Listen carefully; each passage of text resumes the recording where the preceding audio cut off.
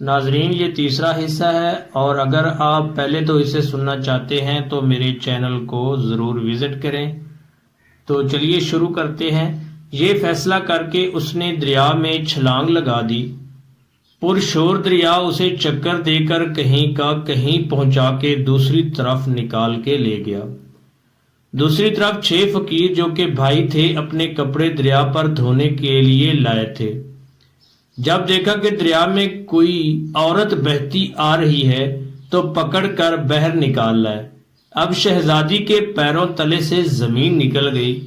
اس کے ہوش و حواس جواب دے گئے کہ کہاں وہ تینوں بد ذات و بد کردار کہ ان سے اپنی عزت بچا کر بھاگ نکلی تو ان 6 ننگ دھڑنگ فقیروں کے ہتھے چڑھ گئی۔ فقیروں میں سے ہر ایک یہی کہہ رہا تھا کہ یہ میری ہے۔ آخر سرا یہ ٹھہری کہ اسے باپ کے پاس لے جائیں گے، وہ جس کا کہیں گے یہ عورت اسی کی ہے۔ وہ شہزادی کو اپنے باپ کے پاس لے گئے۔ ان کا باپ ایک نیک زیرک اور عقل مند انسان تھا۔ دیکھتے ہی سمجھ گیا کہ یہ کسی شہنشاہ گھرانے کی عورت ہے، میرا کوئی بھی بیٹا اس کے لائق نہیں ہے۔ اس وجہ سے اس نے اپنے بیٹوں کو سمجھایا، اے میرے بیٹے تم 6 بھائی ہو، تمہاری کوئی بہن نہیں ہے، اسے اپنی بہن بنا لو۔ تم 6 بھائی اور 7ویں تمہاری یہ بہن، اس کی خوب نگہداشت کرو، اس کی برکت سے تم سب سرخرو رہو گے۔ باپ کے فیصلے سے فقیر بہت خوش ہو گئے اور اپنے سے بڑھ کر شہزادی کا خیال رکھنے لگے۔ ان کو چھوڑو۔ جب بادشاہ چوتھے دن آ کر لشکر سے ملا تو دیکھا وزیر، وکیل اور قاضی اس سے کترا رہے تھے۔ اس کے سامنے شرمسار تھے۔ پوچھا میرے بیوی بچے کہاں ہیں؟ تینوں نے یک زباں ہو کر کہا ملکہ تو ایک ڈائن تھی، تینوں بچوں کو کھا کر خود بھاگ نکلی۔ بادشاہ حیران و پریشان ہو گیا کہ یہ کیا بات ہو گئی۔ وہ ان تینوں پر شک میں پڑ گیا، لیکن کہا کہ بعد میں دیکھتے ہیں، ابھی جس طرف جا رہے ہیں وہاں جا کے فیصلہ کریں گے آگے کیا کرنا ہے۔ بادشاہ اپنے دل میں یہی سوچ رہا تھا کہ جا کے اپنے ظالم سسر بادشاہ کو دیکھوں اور اس سے پوچھوں کہ اسے کیوں بیٹیوں سے اتنی نفرت ہے۔ اس کے ظلم و ستم کی وجہ سے اس کی بیٹی ڈائن بن گئی اور اپنے بچوں تک کو کھا گئی۔ چلتے چلتے انہوں نے ایک بڑے دریا کو پل کے ذریعے پار کیا اور اپنی منزل کی طرف روانہ ہو گئے۔ ادھر شہزادی فقیروں کی بہن بن کر رہنے لگی۔ اسے ادھر ادھر سے سنگن مل گئی اور سمجھ گئی کہ اپنے باپ بادشاہ کے ملک میں پہنچ گئی ہے۔ اسے پتا تھا کہ اس کے باپ کو قصہ سننے کا بہت شوق ہے۔ اس نے اپنے فقیر بھائیوں سے کہا کہ جا کے بادشاہ کو بتا دو کہ ہماری بہن ایک قصہ گو ہے، کیا وہ اسے شاہی قصہ گو کے طور پر ملازمت دے گا یا نہیں۔ فقیروں نے بادشاہ کے دربار تک رسائی حاصل کر کے اس کو یہ گوش گزار کیا کہ ہماری ایک بہن ہے جو بہت اچھی قصہ گو ہے، اگر اسے پسند ہو تو وہ اسے قصہ سنوانے کے لیے لے کر آئیں۔ بادشاہ نے انہیں اجازت دے دیا اور کہا کہ اگر اس کے قصے پسند آئے تو وہ اسے شاہی قصہ گو رکھ دیں گے۔ شام کو فقیر شہزادی کو لے کر بادشاہ کے دربار میں حاضر ہوئے۔ شہزادی نقاب میں تھی اور درمیان میں بھی پردہ حائل تھا۔ اس نے بادشاہ کے لیے ایک قصہ سنایا جو بادشاہ کو بہت پسند آیا۔ اس نے خوش ہو کر فقیروں کو بہت سا انعام و اکرام دیا۔ فقیر انعام و اکرام لے کر بہن کے ہمراہ واپس گھر آئے۔ وہ پہلے ہی بھیک مانگنے سے بیزار تھے، اس لیے بہت خوش ہوئے۔ شہزادی ہر رات آ کر بادشاہ کو ایک نیا قصہ سناتی۔ بادشاہ سے داد اور انعام و اکرام پا کر واپس اپنے فقیر بھائیوں کے ساتھ گھر لوٹ آتی۔ فقیروں کی جان بھی بھیک مانگنے سے چھوٹ گئی۔ ایک رات جب وہ آئی تو دیکھا کہ آج تو اس کا شوہر، بادشاہ، وزیر، وکیل، قاضی وغیرہ بھی اس کے باپ بادشاہ کے ساتھ بیٹھے ہوئے ہیں۔ شہزادی نے سوچا آج تو قصہ مزہ کرے گا۔ شہزادی آج بھی ہر روز کی طرح نقاب میں تھی۔ پردے کے دوسری طرف آ کر اپنی جگہ پر بیٹھ گئی اور اپنے باپ بادشاہ سے کہا بادشاہ سلامت، آج میں ایک بہت خاص داستان سنانے والی ہوں۔ اگر کسی کو کوئی حاجت درپیش ہے تو ابھی سے اٹھ کر رفع حاجت پوری کرے، داستان کے درمیان کسی کو اٹھنے کی اجازت نہیں ہے۔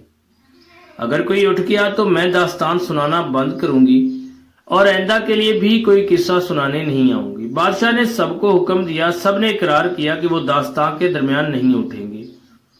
بادشاہ نے داستان سنانا شروع کی۔ ایک ظالم بادشاہ تھا، اسے اپنے گھر میں بیٹی کی پیدائش پسند نہیں تھی۔ جب اس کے گھر لڑکی پیدا ہوئی تو اپنی بیوی کو اسے مارنے کا حکم دیا۔ اس کی بیوی نے دائی کے ذریعے اپنی بیٹی کو بچا کر اس کی پرورش کی۔ ایک دن اس لڑکی پر بادشاہ کی نظر پڑی جو اب جوان ہو گئی تھی۔ بادشاہ نے اس بوڑھی دائی کے گھر اپنے لیے رشتہ بھیجا، لیکن دائی نے تسلیم نہیں کیا۔ بادشاہ نے اس پر ظلم و ستم ڈھائے۔ تب دائی نے بتایا کہ وہ لڑکی اس بادشاہ کی بیٹی ہے۔ بادشاہ حیران ہوا کہ یہ تو میرا قصہ ہے جو یہ خاتون سنا رہی ہے۔ بادشاہ نے بہت سے ہیرے جواہر شہزادی کی طرف پھینک کر کہا، دیکھنا داستان کو بند مت کرنا۔ شہزادی نے ہیرے جواہرات فقیروں کی طرف پھینک دیے جو اسے پا کر بہت خوش ہوئے۔ بادشاہ نے بیٹی کو اپنے بیٹے کے حوالے کر کے کہا، اسے جنگل میں لے جا کر قتل کر دے اور اس کی آنکھیں اور خون نکال کر اسے دکھا دے۔ لیکن بھائی کو اپنے ہاتھوں سے بہن کو قتل کرنا گوارا نہ ہوا اور اپنی بہن کو جنگل میں چھوڑ کر واپس آیا۔ جنگل میں وہ لڑکی بہت عرصہ رولتی رہی، یہاں تک کہ اس کے جسم پر اس کا لباس تار تار ہو کر گر گیا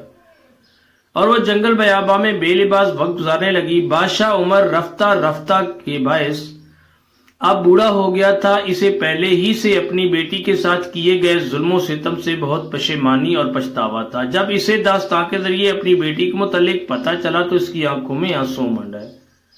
شہزادے کو بھی احساس ہوا کہ یہ تو میری بہن کا قصہ ہے۔ اس نے بے چین ہو کر کچھ اور ہیرے جواہرات شہزادی کی طرف پھینک دیے اور کہا کہ داستان جاری رکھنا، روکنا مت۔ فقیر بھائیوں کے تو اتنے انعامات دے کر بادشاہ کھل اٹھی۔ شہزادی نے کہا، ایک دن ایک بادشاہ کا گزر اسی جنگل سے ہوا۔ لڑکی کو دیکھا تو وہ اسے اپنے ساتھ اپنے ملک لے جا کر اس سے بیاہ رچایا۔ شہزادی کا شوہر بادشاہ جو پہلے بڑی دلچسپی اور انہماک سے داستان سن رہا تھا چونک پڑا کہ یہ تو میرا اور میری بیوی کا قصہ لگ رہا ہے۔ اس نے بھی بہت سے ہیرے جواہرات دیے اور کہا کہ دیکھنا داستان آخر تک سنانا، مجھے اس داستان کو پورا سننا ہے۔ فقیر بھائیوں کے تو پیر خوشی سے زمین پر نہیں پڑ رہے تھے۔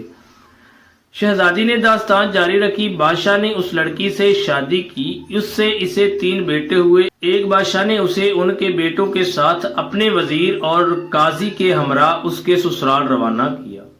اب وزیر، وکیل اور قاضی کے اوساں خطا ہو گئے اور ایک دوسرے کی طرف سراسیمگی سے دیکھنے لگے کہ یہ تو ہمارا قصہ ہے۔ بادشاہ نے کچھ اور ہیرے جواہرات شہزادی کی طرف پھینک دیے۔ فقیر بھائیوں کی بادشاہ خوشی سے کھلی جا رہی تھی۔ پہلی منزل پر بادشاہ کا وزیر ناپاک ارادے سے اس کی طرف بڑھا اور اس سے بدی کے لیے تنگ کیا۔ اس کے بڑے بیٹے کا سر تن سے جدا کیا، لیکن لڑکی کسی طرح اپنی عزت بچا کے بھاگ نکلی۔ وزیر منمنایا، مجھے بہت زور کا پیشاب لگا ہے، میں تھوڑی دیر میں آتا ہوں۔ بادشاہ نے اسے ڈانٹ دیا، خاموشی سے بیٹھ، بازات کہیں کہ اسی وقت تمہیں کیوں پیشاب آ رہا ہے۔ وزیر چپ کر کے بیٹھ گیا۔ دوسری منزل پر اس طرح وکیل بھی اپنے ناپاک ارادوں کے ساتھ لڑکی کو بدی کے لیے تنگ کیا اور اپنے ناپاک عزم کو پورا کرنے کے لیے اس کے دوسرے بیٹے کا سر تن سے جدا کرنے سے بھی باز نہ آیا۔ پر پاک دامن لڑکی نے یہاں بھی اپنی عزت بچائی اور بھاگ کر کہیں چھپ گئی۔ اب وکیل ہکلایا، بادشاہ سلامت، مجھے زور کی حاجت پیش آئی ہے، بس میں یوں گیا اور یوں آیا۔ بادشاہ نے وکیل پر آنکھیں نکالی، بس کر بدذات اور خاموشی سے بیٹھ، جب حقیقت ظاہر ہو رہی ہے تو تم لوگوں کو حاجت پیش آ رہی ہے۔ وکیل بھی خاموشی سے بیٹھ گیا۔ تیسری منزل پر قاضی بھی اللہ رسول کو بھول کر بدی کے لیے لڑکی کو تنگ کرنے لگا اور اس ظالم نے اس کے تیسرے بیٹے کا سر قلم کیا۔ لڑکی نے پھر اپنی عزت بچائی اور بھاگ کر ایک بڑے دریا میں کود گئی۔ قاضی نے بھی کوئی بہانہ بنانے کی کوشش کی، لیکن بادشاہ نے اسے بھی ڈانٹ کر چپ کروا دیا۔ دریا نے لڑکی کو کہیں دور لے جا کر دوسری طرف پھینک دیا، جہاں اسے 6 فقیروں نے دیکھا اور اسے دریا سے نکالا۔ اب فقیر بھائیوں کی گھگی بند ہو گئی کہ ہو نہ ہو یہ ہماری بہن کا قصہ ہے۔ وہ بھی چپ سادھ کر بیٹھ گئے۔ فقیر اس لڑکی کو اپنے باپ کے پاس لے گئے۔ اس کے عقل مند باپ نے اس لڑکی کو ان 6 بھائیوں کی بہن بنا دیا۔ اس کے باپ بادشاہ کے آنکھوں سے زاروں قطار آنسو بہ رہے تھے۔ دونوں بادشاہ نے ہیرے جواہرات کے ڈھیر ان کے سامنے لگا دیے کہ خدا را داستان کو جاری رکھو۔ لڑکی کو کسی طرح پتا چلا کہ یہ اس کے باپ بادشاہ کا ملک ہے۔ اسے پتا تھا کہ اس کے باپ کو داستان سننے کا بہت شوق ہے۔ اس نے اپنے بھائیوں کے ذریعے بادشاہ کو کہلوا بھیجا کہ اگر اگر اسے منظور ہو تو آ کے اسے داستان سنائے۔ یہاں پہنچ کر اس کے باپ بادشاہ کا دل چور چور ہو گیا، وہ ایک فریاد مار کر اٹھ کھڑا ہو گیا۔ شہزادی نے بھی اپنے چہرے سے نقاب اٹھا دی تو اس کے شوہر بادشاہ نے بھی شہزادی کو پہچان لیا۔ باپ بیٹی کو اور شوہر بیوی کو پا کر بے پناہ خوش ہو گئے۔ دونوں نے وزیر، وکیل اور قاضی کو پکڑا، ان سے کہا بول کیسی سزا چاہیے۔ بادشاہ نے 12 گھوڑے منگوائے، ہر ایک کے ہاتھ پیر 4 گھوڑوں سے 4 اطراف میں باندھ کر انہیں 4 مخالف سمت میں دوڑا دیا، جن سے ان کے جسم ٹکڑوں میں بٹ گئے۔ اس طرح ان بدذاتوں کو ان کے کیے کی سزا مل گئی، اور شہزادی کا باپ اپنی بیٹی اور اس کا شوہر اپنی بیوی کو پا کر بہت خوش تھے اور ہنسی خوشی رہنے لگے۔ اگر کہانی اچھی لگی ہے تو اپنے واٹس ایپ گروپس اور فیس بک پر شیئر کر دیں۔ دل سے ممنون ہوں گا، شکریہ۔